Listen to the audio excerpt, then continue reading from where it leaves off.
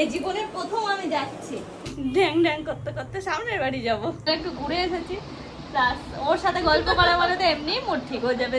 পাড়ায় আসলাম। শুভ সকাল, কারণ এখনো দুপুর হয়নি, আর মাত্র কয়েক মিনিট বাকি আছে। দেখো আমি স্নান টান করা হয়ে গেছে অনেকক্ষণ আগে, এমনকি রান্না বান্না হয়ে গেছে। তো মনে হলো আজকে এখন একটু ব্লগটা শুরু করি। আর দেখো বাইরে ঝমঝমের বৃষ্টি এসছে, মানে খুব জোরে বৃষ্টি এসছে। অর্পণ বললো এক্ষুনি আসবে, এই একটা আনন্দ। তবে ও আসার পর আমরা কি করছি না করছি দেখতে হলে কিন্তু ব্লগটা পুরোটা দেখতে হবে। আশা করি তোমাদের খুব ভালো লাগবে। তো চলো, হ্যাঁ এখন থেকে শুরু করলাম ব্লগটা। আজকে পুরো একদম অন্য টাইপের একটা ভিডিও তোমাদের সামনে নিয়ে আসছি।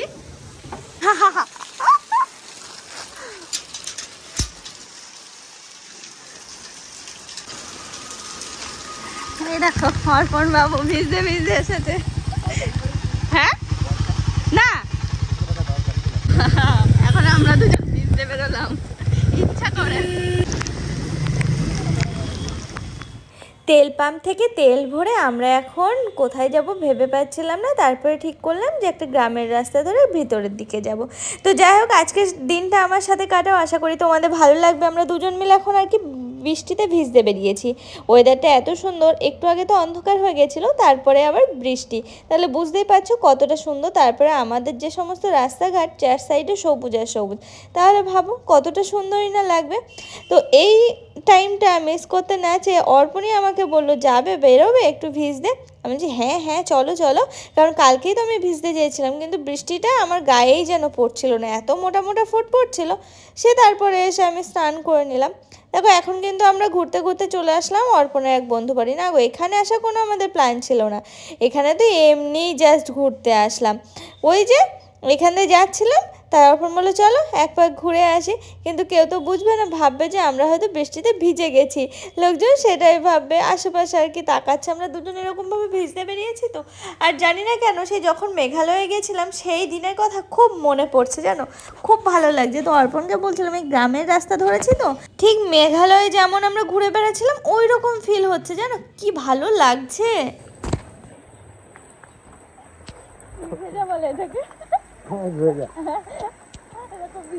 আমরা এখন আসি অর্পণের বন্ধুর বাড়ি, ইচ্ছা করে ভিজছি কিন্তু আমরা পুরো।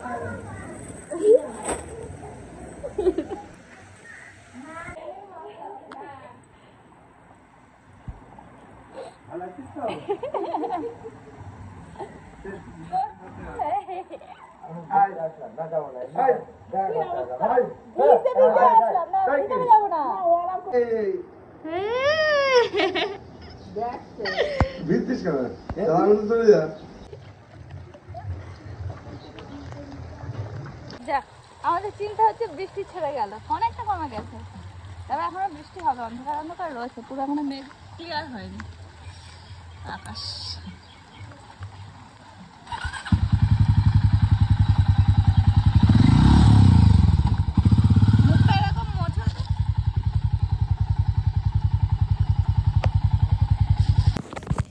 এবার আমরা ঠিক করলাম পুরোপুরি এবার হারিয়ে যাব, পুরো অচেনা এক রাস্তা ধরলাম। কোথায় যাব কোনো ঠিক নেই, কোথায় গিয়ে পৌঁছাবো তাও জানি না। দেখো বেরিয়ে পড়লাম আমরা ওই বন্ধুর বাড়ি থেকে এক অচেনা পথে।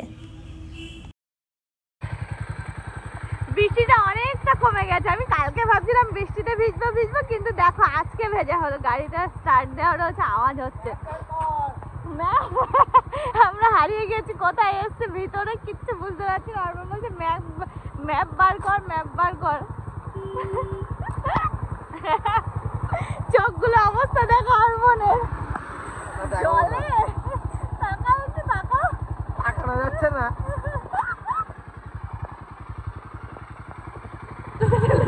কালকে যাবো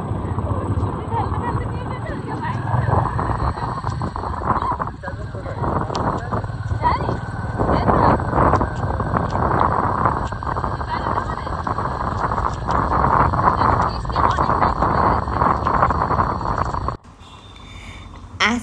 দিনটা আশা করছি খুব সুন্দরভাবে কাটাতে পারবো। দেখো না, আমরা কিন্তু এখন গুগল ম্যাপটা বার করে ছুটে চলেছি এক রাস্তা ধরে যে মাছ দেয়া যাব।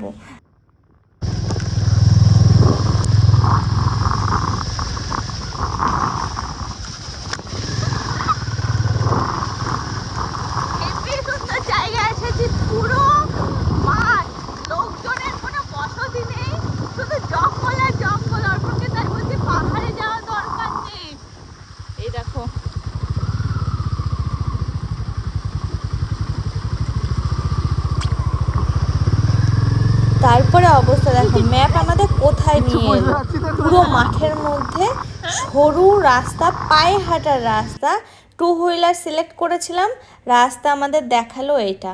মানে ভয়ও লাগছে, না পেছাতে পারছি না এগোতে তো হবেই আমাদের। দেখো একবার শুধু কোথা দিয়ে যাচ্ছি আমরা।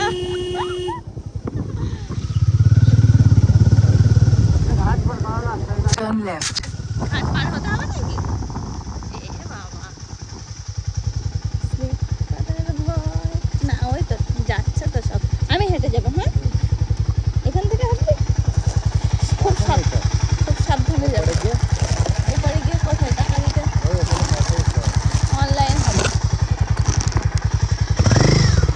আমাদের কাছে নেই পয়সা। হ্যাঁ, এখন ঘাট বেরোতে তো টাকা লাগবে। তারপরে বলছে অনলাইন। ও, আর একটা যে সাঁকো ছিল ওই সাইডে, ওইটা পার হলেই লাগতো টাকা, কিন্তু আমাদের কাছে তো সেটা নেই। আর ওইটা দিয়ে আমরা ওই রাস্তা দিয়ে আমরা একবার এসেছি, ওই রাস্তাটা চেনা আছে, কিন্তু আবার আমরা রাস্তা ধরলাম অন্য একটা রাস্তা, যেটা এই রাস্তা দিয়ে আমরা গেছি, সেই যে বন্ধুর বাড়ি গিয়েছিলাম সেই বন্ধুর বাড়ির সামনে দিয়ে আবার আমাদেরকে যেতে হবে। অনেকটা ঘোর পথ দিয়ে আমাদেরকে যেতে হবে। বুঝতেই পারছো আজকের দিনটা আমাদের কেমন যাচ্ছে। সত্যি খুব আনন্দে কাটছে, হাসবো না কি করবো কিছু ভেবে পাচ্ছি না। আজকের দিনে যে এতটা আনন্দ হবে, দেখো বাড়িতে থাকলে বৃষ্টির মধ্যে ঘরের মধ্যে মুখটা গুমটো করে বসে থাকতে হতো, কারণ দেখো মেঘের সাথে সাথে কিন্তু মনেরও একটা কানেকশান আছে। জানি না, মেঘ অন্ধকার হলে মন টনও যেন কেমন একটু লাগে। তো যাই হোক, সেই সমস্ত কিছু কাটিয়ে আমরা দুজন বেরিয়ে পড়েছি আনন্দ করতে। তারপর রান্না বান্না করতে হবে, সেরকম তো কিছু করিনি, চলে আসলাম মাছ বাজারে। অর্পণ বলে দিল একজনকে মাছ দিয়ে দিতে, অর্পণ রাস্তায় আছে, তো সে দাদা আবার মাছ দিয়ে দিচ্ছে। একটু ইলিশ মাছ নিয়ে বাড়িতে আসলাম। কিছু বোঝা যাচ্ছে না। দেখো ফাইনালি বাড়ি পৌঁছালাম আমরা। অর্পণ চলে যাচ্ছে।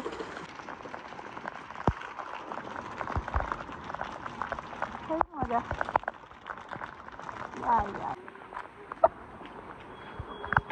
এরকম বাড়ি এসে খুব ভালো করে স্নান করলাম। সকালে একবার শ্যাম্পু করেছিলাম, আবার এখন শ্যাম্পু করে নিলাম যাতে ঠান্ডা না লাগে। চোখ লাল হয়ে গেছে, আমার চোখ এইরকম লাল, তাহলে অর্পণের কি অবস্থা ভাবো। ওর তো বাইক চালিয়েছে, আমার পুরো জবা ফুলের মতো লাল। একটু সরষের তেল মাখবে, মাখা হয়ে গেছে সরষের তেল। আচ্ছা আচ্ছা, আমি তাহলে ঝটপট করে রান্নাটা সেরে ফেলি। রান্না বলতে আমি ভাত, আলু পোস্ত আর একটা ভাজা করে রেখে করছিলাম আর কি সবকিছু। তো ওরপর হঠাৎ করে বলে বেরিয়ে এসো, সে জায়গায় যাবো। কোথায় যাবে বলছে এই বৃষ্টির মধ্যে ঘুরতে বেরোবো। আমি চলো, বেশ অনেকদিন এরকম বেরোনো হয়নি। সারাদিন বৃষ্টি। এই দেখো আলু পোস্ত এরকম ভাবে করে রেখে ঝেড়ে দৌড় নামায়নি। এরকম এর আগের দিন আলু পোস্তটা করেছিলাম, এত সুন্দর খেতে হয়েছিল না। তো আজকে ভাবলাম যে কি করবো, আজকে মাছ নিয়ে আসবে আর একটু আলু পোস্ত টোস্ত কিছু একটা করে ফেলি। তো সেই বুঝে শুরু করেছিলাম সবে। হ্যাঁ, তখনই অর্পণ ফোন করে এসো একটু বাইরে বেরোবো। এত সুন্দর, পুরো অন্ধকার। যখন অর্পণ ফোন করে তখন পুরো অন্ধকার ছিল বাইরেটা, আর বৃষ্টি খুব সুন্দর ছিল। অনেকটা হয়ে গেছে হালকা।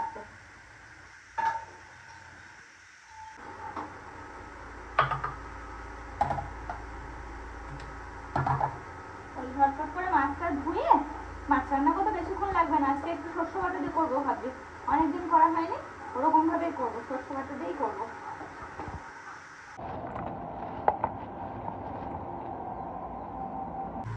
মাছটা বেশ সুন্দর,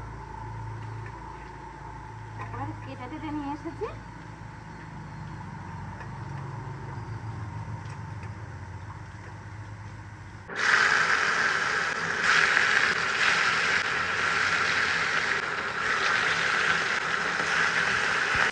ঝটপট করে মাছটা ধুয়ে আগে মাছটা ভাজতে দিয়ে দিলাম।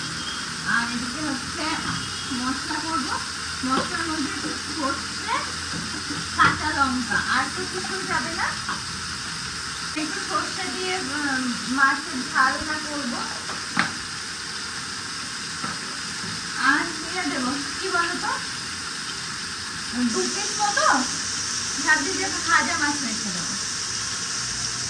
দেবো কাঁচা লঙ্কা, 2-3 টুকরো কাঁচা লঙ্কা দিলেই হয়ে যাবে।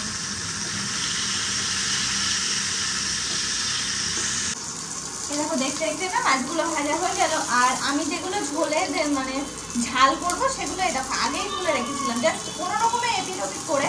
আর 2টো মাছ একটু কড়া করে ভেজে নিলাম, ওই আর কি ভাজা খাওয়ার জন্য।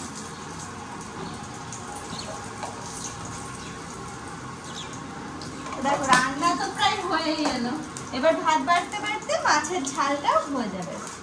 ইলিশ মাছ বেশিক্ষণ সময় লাগে না। এই মাছ দুটো যদি আলাদা করে না ভাজতে হতো মানে ভাজা খাওয়ার জন্য, তাহলে এতক্ষণে ঝোল কমপ্লিট হয়ে যেত। যে তেল ছিল তার মধ্যে ফোড়নে দিয়ে দিলাম একটু কালো জিরে, আর এই দেখো 1 টুকরো রসুন দিয়ে দিয়েছি। মাছের পিসগুলো দিয়ে দিই।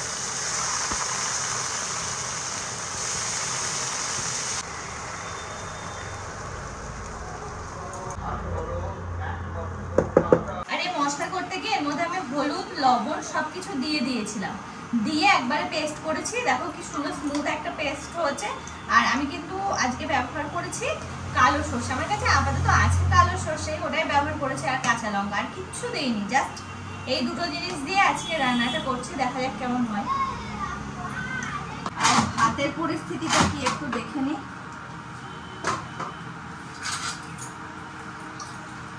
যদি মনে হয় একটু গরম, না গরমই আছে, কিন্তু কি হচ্ছে বলো তো, একটু টাইট টাইট হয়ে গেছে। ঠিক আছে, কালকে ভাবছি ভাতটা এমনি এমনি করবো, এই রাইস কুকারে না করে মাঝে মাঝে 1-2 দিন এমনি নর্মাল ভাবে করবো, যেমন ভাবে ভাত করা হয় হাঁড়িতে, সেরকম ভাবে করবো। সবকিছু রেডি। অর্পণ, ও ভগবান, এত ডিপ ঘুম, উঠে পড়ো, আমি খাবার নিয়ে চলে এসেছি। মাছ ভাজা, আলু পোস্ত, এখানে পটল আর ভেন্ডি ভাজা, আর এই যে মাছের ঝালটা আর ভাত। কোথায় ছিল রেডি? এই তো কাছেই যাবো, খুব একটা বেশি দূরে না। দেখো হঠাৎ করে প্রোগ্রাম, আমরা আরো কয়েকজন এসেছে বাড়িতে, তো তাদের সাথে এখন যাচ্ছি হচ্ছে এই পাশেই বাড়িতে। আসলে একটা মেয়ে দেখার ব্যাপার আছে, এই জীবনের প্রথম আমি যাচ্ছি। ঠিক আছে, এই দেখো চলে আসছি আমি। আমার খুব শরীর খারাপ, হাতে কি হচ্ছে? হাতে হাতে ব্যথা, শরীর শরীর খারাপ। শরীর খারাপ এইখানে লেগেছে, কি হচ্ছে এখানে? খচখচ করছে রিস্টে। বলনি তো কখন হয়েছে? হয়েছে অনেক দিনই, আজকে আজকে মনে পড়লো। অনুভব করছি। চোখ দেখি, চোখ দেখে ও লাল টক একদম পুরো মাতালের মতো লাগছে। লাল টকটকে ড্রপ দিতে হবে না, ঠিক হবে না। বৃষ্টিতে ভেজে না? হ্যাঁ সেটাই তো বলছি। রাস্তায় আর বেরিয়েও না, লোকজন অন্য কিছু ভাববে। এমনি অ্যালার্জি চোখে। চশমা পরে বেরো, সানগ্লাস পরতে হবে, তাও কালো। যাচ্ছে কোথায়? চা খাবে তো? যাবো একটা, হ্যাঁ বেরোবো। এই গেঞ্জিটা চেঞ্জ করে নাও, না, এটা পরে যাবে। চোখের ডাক্তার ড্রপ দিলে ঠিক হবে আশা করছে। নিজে ডাক্তারি করে না, ঠিক হয়ে যাবে ওখানে। চোখ তো বৃষ্টির জলে ঝাপটাতে লাল হচ্ছে। জোরে জোরে লাগছিল তো। তো কি আমিই তাকাতে পারছিলাম না তোমার? আমি তো পিছনে বসেছিলাম, তাই আমি তাকাতে পারছিলাম না। আমি চালাচ্ছিলাম। ওরকম করে আমি তো ভাবছি তুমি কি করে চালাচ্ছ, আমি তাকাতে পারছি না। আমি সেই চোখ এরকম করে আছি, ওরকম চোখ বন্ধ করেছিলাম। চলে গেলাম। যাও, গুড নাইট, তোমার সাথে আর কোনো এ দেখো বাড়ি আসলাম সবে। তবে সামনের বাড়ির বোন আবার ফোন করলো যে বৌদি তুমি যাবে না আমি আসবো। আমি রেডি হয়ে আছি, আমি যাচ্ছি, দাঁড়াও। বলছে তাহলে আমি আর তোমার মতো তিতো চা খাওয়াবো না, আমি তোমার মিষ্টি চাই খাওয়াবো, তুমি এসো তারপরে করছি। আমি বলছি ঠিক আছে, একটু পরে যাচ্ছে। আমি এখন অর্পণকে একটু চা করে দেবো, তারপরে আমি ড্যাং ড্যাং ড্যাং করতে করতে সামনের বাড়ি যাব। জীবনে মানে বিয়ের পর প্রথম পাড়ায় যাওয়া বলতে পারো।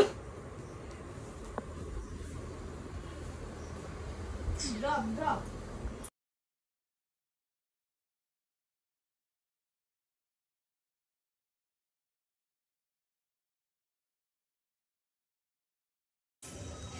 এই কোন ঘরে যা বাবা রিমি,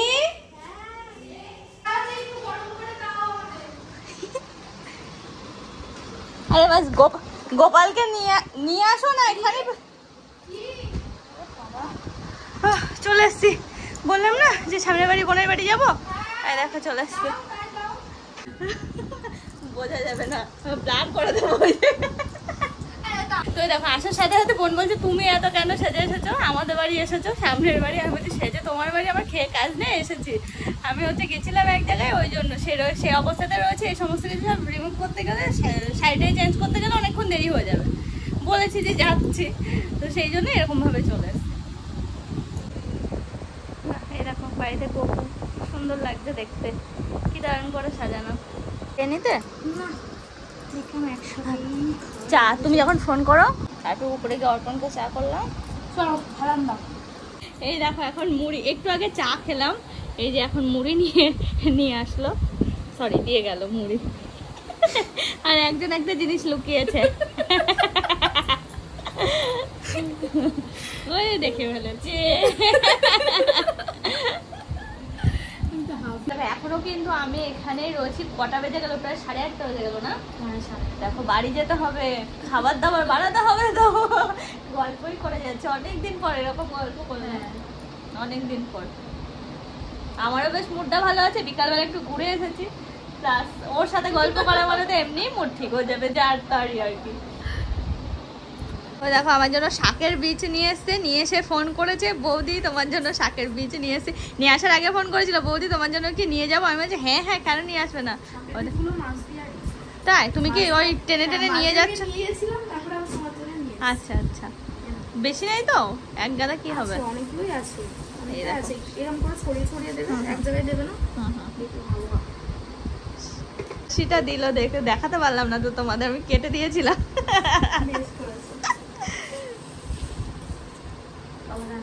কি করবে এখন? ল্যাদ খাবে? এই দেখো বিরিয়ানি পাওনা পেয়েছে, কি জন্য জানো? 4 বছর পরে ফার্স্ট আমি পাড়ায় আসলাম। এই আর দাঁড়াবো না গো, 9:45 না 9টা বেজে গেল প্রায়, অনেক হলো। হ্যাঁ হ্যাঁ আমাকে সবাই দেয়, কিন্তু আমার মাথায় থাকে না এই ব্যাপারগুলো। ওই যে আমার ঠাম্মা সিরিয়াল চলছে, যেটা কেউ দেখছে না,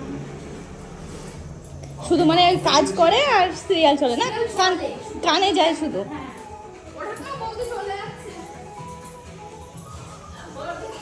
গল্প করতে এসেছিলাম, দেখো কতক্ষণ ধরে গল্প করলাম।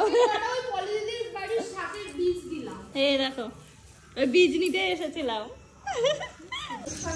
হ্যাঁ না আজকে চলে গেল, ওর বর আসবে মনে কালকে। আজ এই দেখো এতক্ষণ পরে আসলাম, এখন বাজে একদম রাইট 9টা। তো 9টার সময় আসলাম, আর নিচে কাকু রয়েছে, কাকুর সাথে গল্প টল্প করে এই যে উপরে মানে 5-7 মিনিট মতো গল্প করলাম, তারপরে উপরে আসলাম। যাক আজকে কি বলবো, সারাটা দিন এত ভালো গেল। কার মুখ দেখে উঠেছিলাম কে জানে, আমার বর ছাড়া আর কার মুখ দেখবো বলো। তো সত্যি খুব ভালো গেল, আর এরকম অনেক দিন হলো কাটাইনি। প্লাস এই যে সন্ধ্যাটাও দেখলে কতটা ভালো গেল, মানে তোমাদের সামনে তো কোনো গল্পই তুলে ধরতে পারিনি, আমাদের হাসি আড্ডা মজা এই করে করে কেটে গেল সারা সন্ধ্যাটা। একটু চা, একটু মুড়ি চপ এইসব খেয়ে খেয়ে তো আমার পেটটা ভর্তি। কিন্তু অর্পণের কাছে জিজ্ঞেস করলাম কি খাবে রাত্রে, বললো কিনা খিচুড়ি খাবে, তো ওই জন্য খিচুড়ি চা পাবো। শাড়ি টাড়িগুলো চেঞ্জ করি, অনেকদিন পর আজকে একটু সাজুগুজু করেছি, তা কিন্তু সেরকম সাজুগুজু না, জাস্ট এইরকম। চলো হ্যাঁ, আপাতত রাখছি, ব্লগটা এই পর্যন্ত শেষ করবো। রাত্রেবেলার খিচুড়ি আর পাঁপড় জমে যাবে, বৃষ্টির ওয়েদার, খিচুড়ি আর পাঁপড় দিয়ে জমে যাবে। তো চলো হ্যাঁ, সকলকে জানাচ্ছি টাটা, সবাই ভালো থেকো, সুস্থ থেকো, সাবধানে থেকো, আবার আসছি কালকে।